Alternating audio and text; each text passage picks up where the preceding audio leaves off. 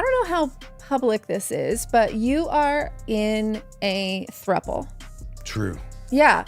From Rob Van Dam, who lives with both his wife and her girlfriend, to Pat Patterson, who admitted his 40-year relationship was open, to Chris Jericho, who never denied that his marriage had an open side. This video looks at WWE wrestlers who are in open relationships, starting with Rob Van Dam, the man who called himself the whole FN show, built his entire career on doing things differently. He flipped and kicked his way through Extreme Championship Wrestling, WWE, and total non-stop action wrestling. And somewhere along the way, Rob Van Dam decided his personal life would be just as unconventional as his in-ring style. RVD is in a throuple, a three-person relationship. Him, his wife, Katie Forbes, and Forbes' girlfriend, model and personality Jennifer Barlow. He has never hidden it, and he has never seemed ashamed of it. In fact, he has spoken about it openly across multiple podcasts and interviews with a calm, matter-of-fact energy that makes him seem like one of the most relaxed people alive. He married Katie Forbes in a Las Vegas ceremony in November 2021. And of all the people who could have officiated a WWE legend's wedding, it was Candice Michelle who did the honors. But the arrangement between all three had already been public knowledge long before the wedding.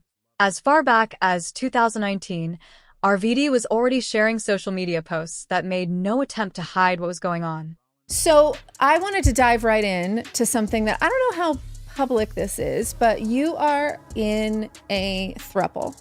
True. Yeah. And it wasn't just public in interviews. Impact Wrestling actually built it into their television programming. Jennifer Barlow began appearing in promos alongside Rob Van Dam and Katie Forbes around 2019 and 2020, which, for a major wrestling promotion, was genuinely unprecedented. So how long have you guys been a throuple? Well, with this girl, with Dee, it's been just a year, like just a few weeks ago, they were celebrating, we were celebrating, like a 1-year anniversary. But then Impact Wrestling went even further. After a hard-to-kill pay-per-view match against Brian Cage, the promotion filmed a post-match celebration segment featuring all three of them together, with Rob Van Dam in a robe and both women by his side. The segment was so provocative that Impact Wrestling was temporarily banned from Twitch for violating the platform's sexual content policies. RVD later told the full story on Rene Dupree's Café de Rene podcast in January 2022, describing the moment he realized the promotion was fully embracing the reality of his personal life. He has also spoken at length about the emotional side of the arrangement. During a 2024 appearance on the Dirty Secrets podcast, he explained that the throuple had given him a level of stability he never found in traditional monogamy. The road life of professional wrestling is brutal on relationships. The constant travel, the temptation, the isolation. It has destroyed more marriages in this industry than any steel chair ever could. RVD's answer to all of that was simple. He brought both women with him. I was beaming with the revelation because I love this guy and I've loved him for many years. I've always looked at him with such, He once posted on social media comparing World Championship Wrestling's 1992 policy, which banned wives and girlfriends from backstage areas, to his life today, joking that now he gets to bring both. As of 2025 and 2026, the arrangement appears to be going strong, with Rob Van Dam consistently describing it as loving, consensual, and mutually beneficial for everyone involved. His open relationship is easily the most documented and the most openly celebrated case on this entire list, but next comes a very different story. One that was quieter, more private. Something one man carried for years before one woman finally forced him to make a choice. Seth Rollins, before the championship reigns, before the power couple status, before any of it, there was a version of one of WWE's most decorated modern stars that very few people ever saw. It was late 2018, and Seth Rollins was in a place he had never been before, single, emotionally exhausted, and quietly convinced that traditional relationships simply did not work for him. During a joint appearance on Something's Burning with comedian Bert Kreischer, released around November 2025, Rollins and Becky Lynch sat down together and revealed how their relationship actually began. And it started in a very unexpected place. Rollins described that period as an existential romantic crisis. He had spent his 20s as what he called a serial monogamist, moving from one long-term relationship to the next, always trying to make it work, and always ending up in the same emotional dead end. The wrestling schedule only made things worse. Constant travel, endless time apart, and the feeling that no matter how hard you tried, somebody always ended up hurt. Eventually, he arrived at a conclusion that surprised even people close to him. He genuinely believed that polygamy, or some form of open, non-exclusive connection with multiple people, might be the only sustainable path forward for him. Not out of selfishness, but out of a genuine fear of repeating the same painful cycles again and again. Becky Lynch, at the time, was one of his closest friends. Both were single, and when Rollins floated the idea of something casual, something low pressure that fit neatly into his open relationship philosophy, the connection between them began to grow. But Becky had been watching. She knew exactly what she wanted, and she also knew exactly what she was not willing to accept. Glee, and I didn't want to ruin that in any capacity, you know? Because then I'd be awkward around my friend Colby. Becky Lynch loved him deeply. That much was never in question.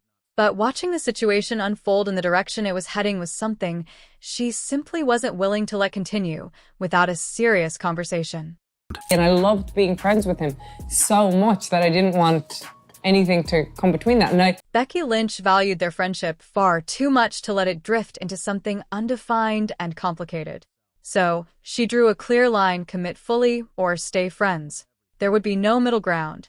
Dirty laundry, like that you and Linda had an open marriage. That ultimatum, combined with the strength of their friendship, became the turning point.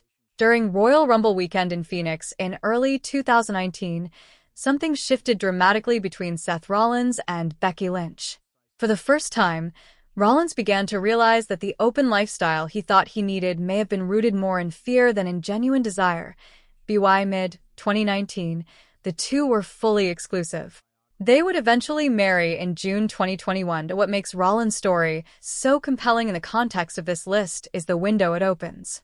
For a brief period, one of WWE's biggest stars was genuinely living by an open relationship philosophy. And the only reason that chapter closed is because one person refused to be part of it on those terms. Some doors close with a firm boundary. Others stay open for decades. And the next name on this list spent nearly 25 years, making the entire wrestling industry wonder exactly which kind of door his marriage really was.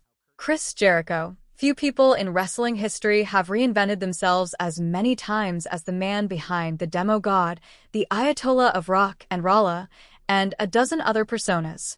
Jericho has been a constant in the business since the mid-1990s. But alongside his legendary career, there has been an equally long-running piece of backstage conversation that simply refuses to disappear. The question has always been simple. Was his marriage to Jessica Lockhart an open one? The couple met in the late 1990s during Jericho's World Championship Wrestling days in Tampa, Florida, reportedly through fellow wrestler Glenn Gilberti.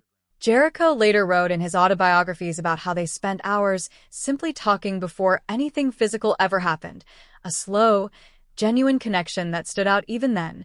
They married on July 30th, 2000, in Winnipeg, Manitoba, and went on to have 3 children together.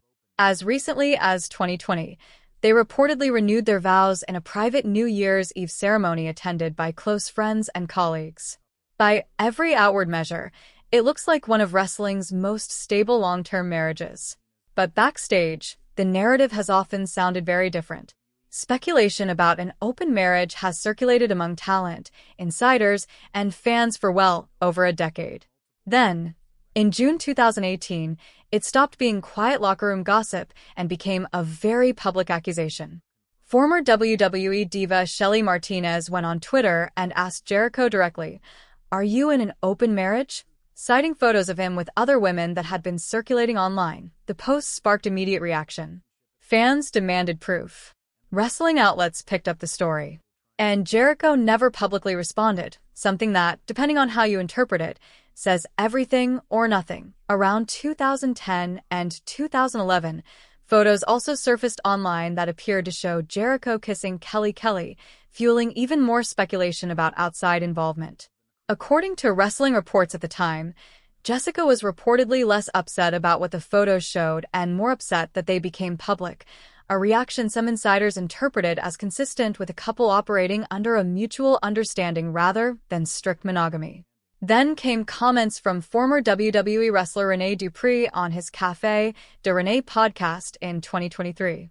Dupree described Jericho as having a reputation in certain circles for pursuing other people's partners, claiming wrestlers from Manitoba had warned him about that pattern long before they ever met.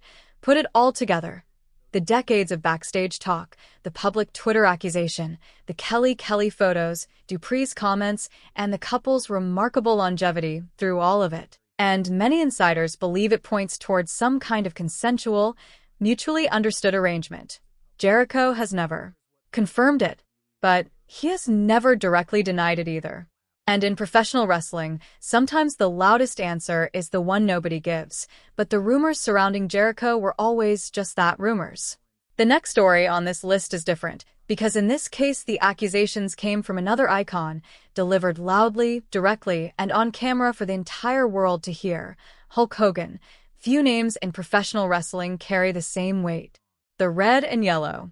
The 24-inch pythons. The leg drop. For an entire generation, Hulk Hogan was professional wrestling.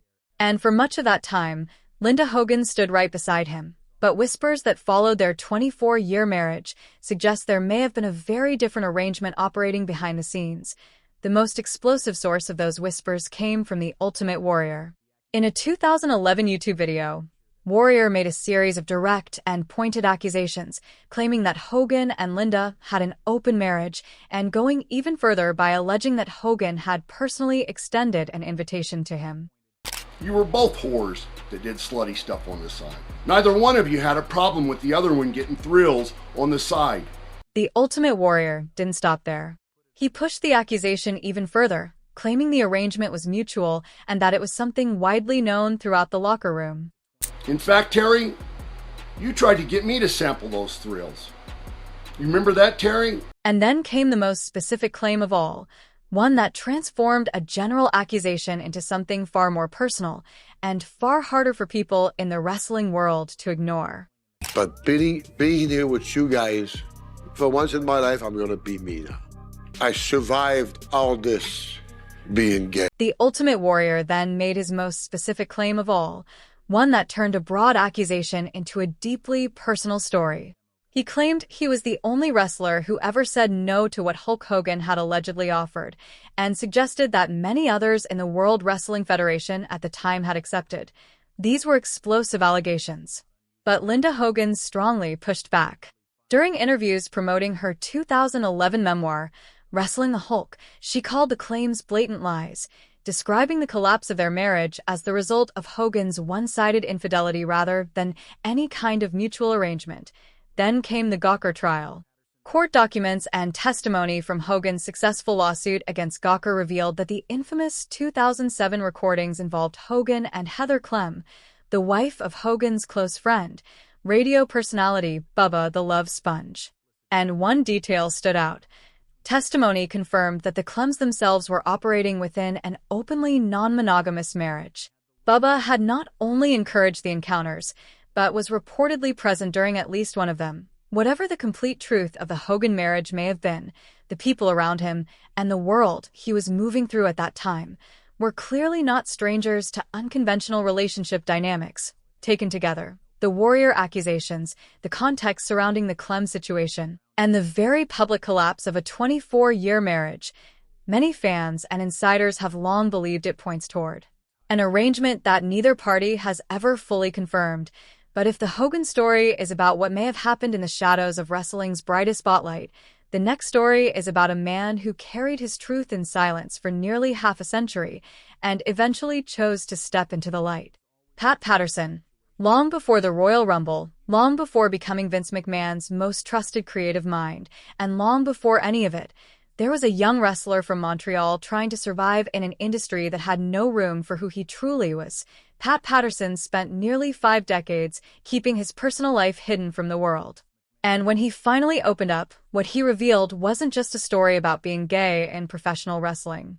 It was a story about love, loyalty, and a relationship built on a mutual understanding that many believed looked very much like an open arrangement. Patterson's partner was Louis Dondero, a man he met in San Francisco in the early 1970s. Dondero became everything: romantic partner, business manager, travel companion, and the one constant through every chapter of Patterson's life and career. Their bond lasted until Dondero's passing in 2020, nearly 5 decades of commitment in an era when being openly gay could have ended a wrestling career overnight. Patterson first publicly came out on the WWE Network series Legends House in 2014, an emotional moment he described as finally being free to be himself after a lifetime of secrecy. I was with Chris because we were back together, so that was all good. Did he harbor any ill will? Like, did he ever hold anything against you about...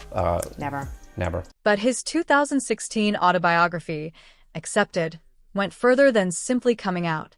In it, Pat Patterson explicitly described his relationship with Louis Dondero as fairly open, a consensual, non-monogamous arrangement that gave both men personal and emotional freedom while preserving the deep commitment at the center of their partnership.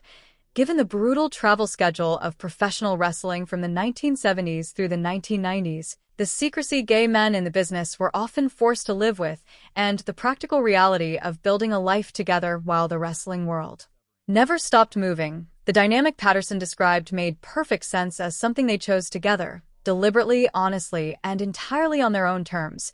Backstage stories only added more texture to that picture.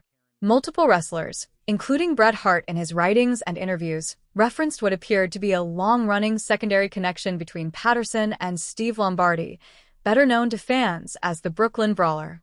According to those accounts, the relationship was widely known backstage and created no visible disruption to Patterson's primary partnership with Dondero, which is exactly the kind of balance a genuinely open relationship is meant to create. Patterson never publicly confirmed or denied the Lombardi connection in detail, but his own words in Accepted were not rumor, speculation, or locker room gossip. They were a deliberate statement, something he chose to put in print as part of the legacy he had spent nearly 50 years building toward. He lived his truth quietly, and then, finally, loudly. And the open relationship at the center of his private life became one more honest chapter in a life that deserved to be told honestly. Patterson's story is about love that stayed open so both people could breathe. The next story is very different, because this one is about a relationship where the line between what was accepted and what was merely tolerated was never entirely clear, and where one question followed a man for the rest of his career. Did he know? John Morrison, he had the look, the athleticism, the charisma, the shaman of sexy, the Monday Night Delight. By almost every measurable standard, John Morrison had everything needed to become a permanent main event star in WWE, but his long, complicated relationship with fellow WWE star Melina Perez became one of the most talked about backstage stories of the entire ruthless aggression era. And at the center of it all was a question nobody in WWE ever answered directly. Did Morrison know? And if he did he accept it? Morrison and Melina were together for roughly 11 years, from around 2005 to 2016, with breakups and reconciliations scattered throughout. They were on-screen partners in They traveled together. To everyone watching from the outside, they looked like a couple with a future. But around 2005 and 2006, backstage rumors began circulating that Melina had become involved with Batista, and that Morrison knew. Paul London and Brian Kendrick later claimed in interviews that Morrison not only knew about Melina's outside relationships, but accepted them, even accompanying her in situations involving other wrestlers. The picture they painted was of a relationship operating with an unusual level of openness, or, at the very least, tolerance from very early on. Batista addressed the subject directly in his autobiography, writing that Morrison had always known about his connection with Melina, that Melina had been completely honest with him, and that the two men remained on good terms throughout. The line most people remembered was simple: Morrison knew everything from day one. Melina herself later addressed the rumors during a 2015 appearance on the Ross Report, describing the situation as far more complicated than a simple cheating narrative, and one detail remains difficult to ignore. Morrison and Melina kept finding their way back to each other for more than a decade, even after all of this became public knowledge. People who feel completely betrayed usually walk away. People operating inside some kind of understood dynamic, spoken or unspoken, sometimes don't. What is beyond dispute is the career impact. Multiple insiders have connected Vince McMahon's cooling on Morrison directly to the perception that he had allowed the situation to happen. In a locker room culture built around a very specific idea of masculine respect, that perception may have cost Morrison credibility that his in-ring talent never fully recovered. He left WWE in 2011, found major success elsewhere, including with Lucha Underground, eventually returned, and later moved on again. Today, he is married to Taya Valkyrie. Morrison never publicly confirmed an open relationship. But the pattern, the awareness, the tolerance, the repeated reconciliations suggests a dynamic that existed well outside traditional monogamy, whether either of them ever used that word or not. But if Morrison's story is about what one man may have silently accepted, the next story is about two people who were both caught, loudly, publicly, and painfully, in a cycle of mutual betrayal that played out in front of the entire wrestling world. Kurt Angle, Olympic gold medalist, multiple-time world champion, one of the most legitimate athletes ever to step through a wrestling curtain. Inside the ring, Kurt Angle achieved things almost nobody on earth could replicate. Outside it, his marriage to Karen Angle became one of the most publicly documented cases of mutual outside involvement in wrestling history. And the details, told in Kurt's own words and Karen's, paint a picture of a marriage where both partners, at different points, became involved with other people. Angle has openly admitted his own infidelity. During a 2009 appearance on The Howard Stern Show, he acknowledged cheating during a difficult separation in 2007, a period deeply tied to his well-documented battles with painkiller addiction and the crushing pressures of life on the road. He also admitted believing Karen had become involved with someone else in response. Karen never denied that side of the story. Over the years, she openly described her relationship with Jeff Jarrett as something that grew directly out of Kurt's behavior. That relationship reportedly began while all three were working in total nonstop action wrestling in 2007 and 2008. Former writer Vince Russo has since described the backstage fallout as explosive, creative changes, suspensions, personal confrontations, and chaos that affected the entire company. Karen eventually moved in with Jarrett during the separation. They married in 2010 and, as of 2026, remained together. In 2023, Karen reignited the conversation on social media, accusing Angle of additional outside relationships during their marriage. Angle responded defensively, while also acknowledging mistakes from that period. Neither has ever described the arrangement as consensual or openly agreed upon. But both have confirmed something undeniable. For a significant stretch of their marriage, both partners were involved with other people at the same time. Whether that qualifies as an open relationship or simply a marriage where the boundaries collapsed and neither person stopped it, is for the audience to decide.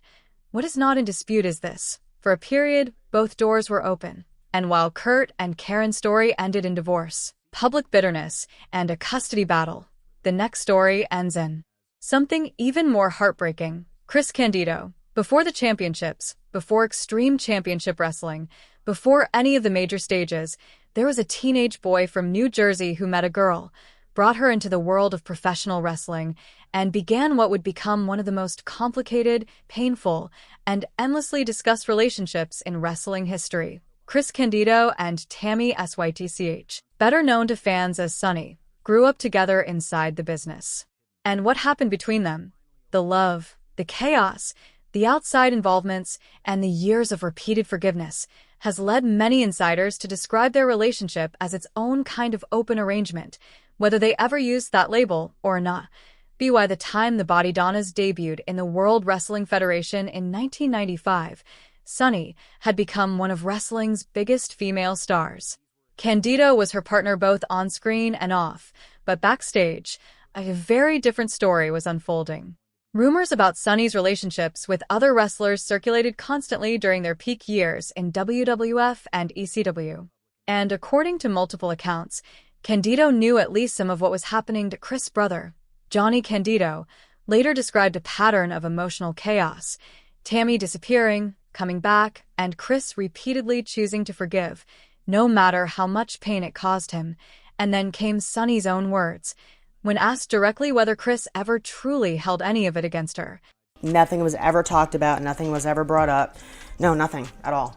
That's why, like to this day, and I wish I could ask him, but I can't. Tammy SYTCH said he never brought it up, never confronted her about it, and never once made her feel judged for any of it. And that silence, she admitted, left her with a question she has carried ever since. But to this day, I always wondered, did he know everything? Did he not know? I mean, if he knew, he just loved me so much he just ignored it. And even years later, the question that stayed with Tammy SYTCH was impossible to shake. Did that silence mean Chris Candido knew and accepted it? Or did it mean something else entirely?